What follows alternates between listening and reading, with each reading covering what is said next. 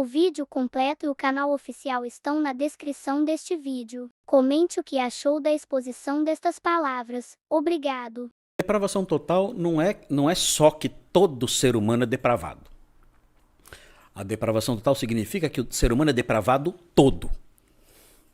E isso envolve seu intelecto, suas emoções e a sua vontade. É por isso que nós dizemos que não há livre-arbítrio. O que é livre-arbítrio?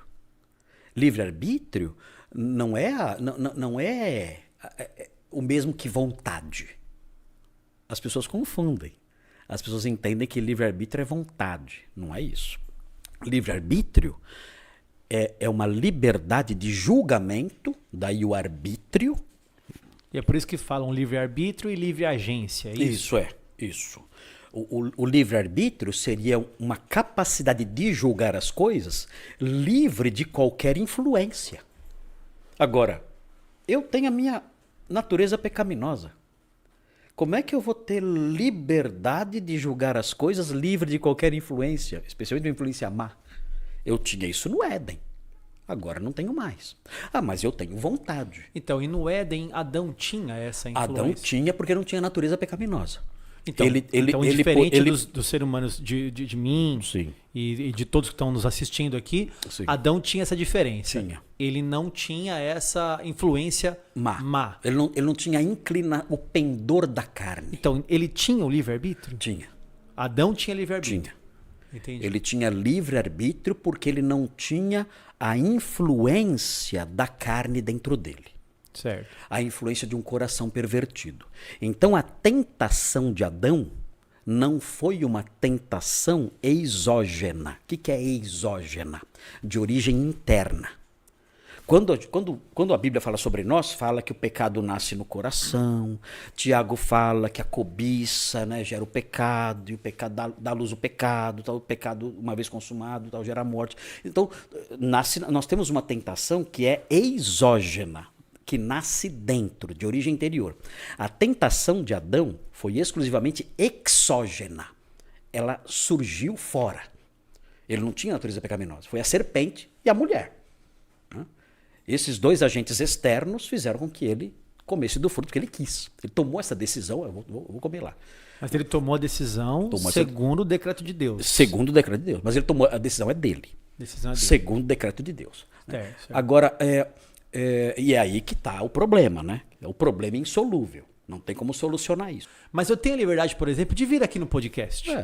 A liberdade a livre escolha de comer um amendoim ou não. A livre escolha de tomar a água ou não. Isso é vontade. Mas é que essa vontade está dentro de um círculo. Esse círculo é o decreto de Deus. Entendi. Então Deus decretou isso também. Deus decretou isso Inclusive também. Essas vontades, exatamente, Deus decretou. Tudo isso. Entendi. Tudo está dentro do seu decreto.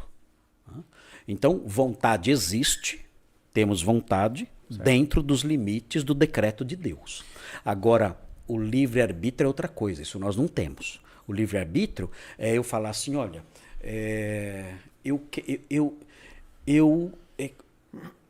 eu tenho uma tendência de cobiçar aquela moça. Mas quer saber?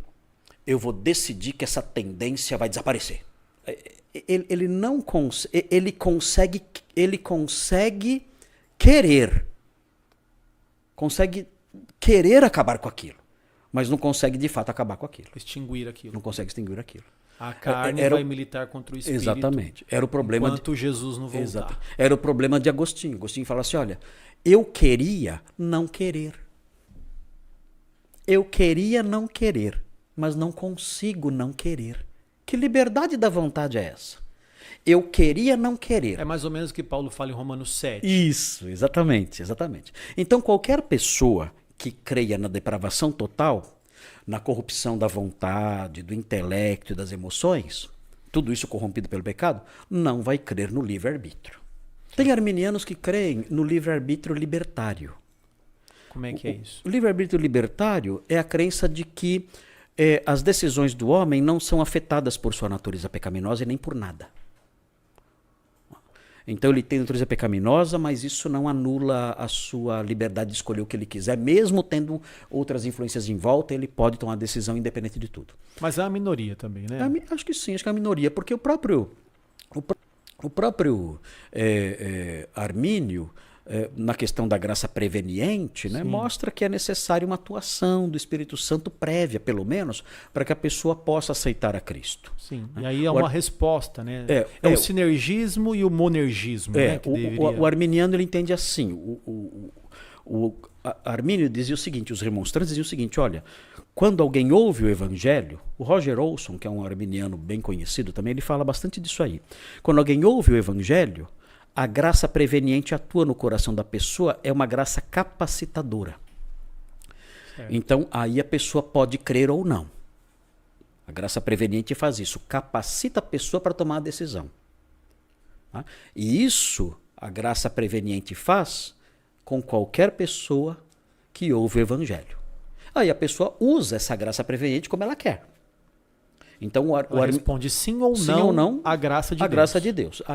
Aí o arminiano, com isso, o arminiano diz o quê? Que o homem está totalmente corrompido.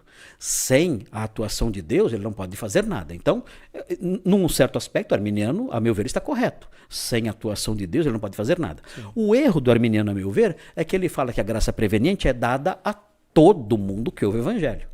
Quando não é assim. Deus não opera dando a graça capacitadora a todo mundo que ouve o evangelho. Ele escolhe alguns para dar. Ele escolhe alguns para dar. Aliás, a Bíblia mostra que em alguns casos Deus não dá uma graça capacitadora. Deus dá uma desgraça incapacitadora. Ele endurece o coração da pessoa quando ela ouve o evangelho. O texto de Isaías 6 é curioso. Ele fala assim, o Senhor fala a Isaías assim, a quem enviarei e quem há de ir por nós? Disse eu, eis-me aqui, envia-me a mim. Então disse ele, vai e dize a este povo, ouvi, não entendais. Vede, mas não percebais. Torna insensível o coração deste povo, endurece-lhe os ouvidos e fecha-lhe os olhos, para que não venha ele a ver com os olhos, a ouvir com os ouvidos e a entender com o coração e se converta e seja salvo. Pregue. E eles não vão ouvir. Pior, pregue para que eles fiquem endurecidos. A sua pregação vai ter sucesso total. Você vai pregar para que eles sejam endurecidos. O versículo 11 é a reação normal do profeta. Então disse eu, até quando, Senhor? Claro, até quando eu vou pregar para endurecer os corações? E Deus responde, até que sejam desoladas as cidades, até o fim da nação. A Bíblia fala, em Romanos 11, fala, veio o endurecimento, em parte a Israel. Deus endureceu o coração de Israel. Assim como endureceu o coração de Faraó, por exemplo. Endureceu o coração de Faraó, endureceu o coração de Og, de Seom, rei dos amorreus, de Og, rei de Bazã. O texto de Êxodo fala que ele endureceu o coração deles. Há muitos textos que falam de Deus trabalhando no coração das pessoas, endurecendo o coração delas. Não é só o faraó, tem uma série de textos que eu já elenquei aqui, algumas coisas que eu escrevi, não dá tempo de olhar tudo agora. Sim. Se Deus vai escolher, por que eu tenho que pregar para essa pessoa? Assim, Deus não escolheu só os alvos da sua graça. Ele escolheu também os meios de alcançá-los. E a Bíblia diz em 1 Coríntios 1, 21, a Deus aprouve salvar os que creem pela loucura da pregação. Então não tem outro jeito de Deus alcançar os seus eleitos. Ele determinou que fosse assim. Ele não determinou só que vai salvá-los. Ele determinou que vai salvá-los pela pregação.